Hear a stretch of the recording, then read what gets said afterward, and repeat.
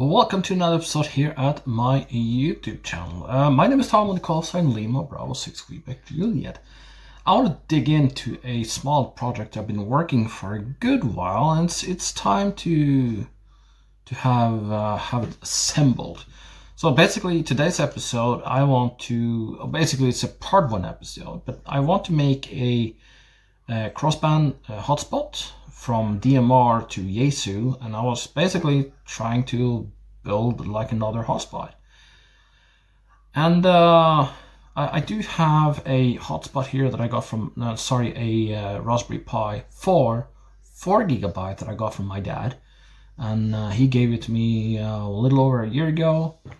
So basically, this one doesn't cost me anything. But I did purchase a duplex DVM board for Raspberry Pi, where I can use for crossband DMR and stuff like that. It does has display, which is good, and it has duplex antenna, basically two, and it is not to have different system on, like DMR here and Yaesu here. It doesn't work that way. So it's transmitting on one frequency and receives on another. So the way you're doing it is that you're transmitting on one frequency and you receive on that frequency, and you receive here and you transmit from the radio. So it's kind of like the opposite. That's how it works. It does have a small display. It does also have a small notch here on this video. Not quite sure what it is, but I think you can put like a ribbon cable through here and like have an external monitor or something. Not quite sure.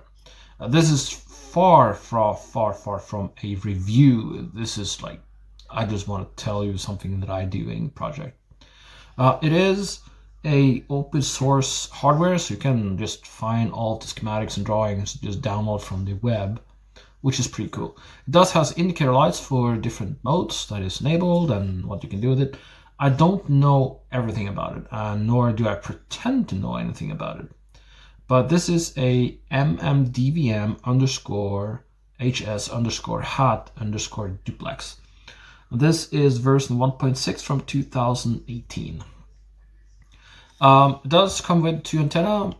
It does appear, I think it is SMA. Maybe you can have your own antenna for stuff you're doing. I don't remember what can transmit and receive frequency you can do, but UHF, I think it will. I might only go over to single, where I'm just using one antenna, or else I have to just learn duplex mode, and I'm kind of not good at it. But let's put this one a little bit to the side and just focusing on the Raspberry Pi. So this is a standard box that my dad got for his Raspberry Pi. He upgraded to 8 GB version. And now I am very lucky to have that. Raspberry Pi 5 has gotten out. And I might planning to get such device later. Alright, so how not quite sure how to do this. Oh yeah, I have to screw in, so there are 4 screws in here. There we go. This is actually kind of boring watching, so this clip might just be in like fast motion or something.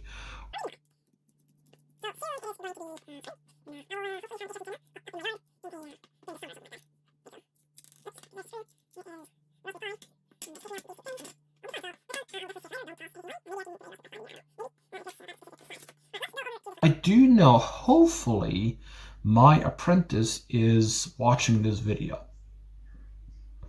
And the apprentice is starting on learning Raspberry Pis and what you can do it for. So this is basically attached to this, and it just magically works. No, not exactly magical, but it is a little bit science on how it works. So here is the raw hardware of a hotspot that you can use to communicate, so the radio can communicate with internet via this one. When you're using it, you do need a ham radio license. And the beauty about having the ham radio license is that you don't need to use like CE, FCC approved parts. You can just build it out of whatever you want to do with it. And that's what I'm doing, basically. I'm basically, by definition, building a transceiver. In some eyes, this can also be looked as a repeater because it repeats the signal from one frequency to another. So if your laws in your countries are very strict, maybe you should just use single one and not duplex. You can just deactivate 1 and 10. I think you can do it. I was right, I believe, on the ribbon cable. It does appear to have a hole through to the underside of the ribbon cable there.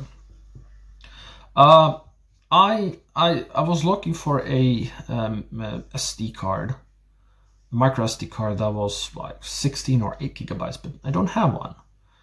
So unfortunately, the hotspot is going to have 64 gigabyte of storage, and that's it. So it's just not difficult. Just put it in, like, really easy. The next episode, I think, basically it is done. This is a hardware transceiver. Doesn't know anything, doesn't know itself. But I think in the next episode, I really want to dig into the software for the radio and how we do that. I want to use a different kind of operating system. Originally, that operating system was built on Pi-Star, which I'm using for the first and second hotspot. This is basically my third. And now I want to try something new, if I can use a Crossmode on that. If I don't, then all right, I'll install a Pi-Star on the system. I hope you liked the episode. It's not complicated. It's actually really, really easy. But yeah, just don't use my video for a manual run here. It doesn't work here on this channel. All right, I wish you a good day, and let me know what you think. Let me know in the comment. Cool, not cool? Okay. All right, have a good one. Bye-bye.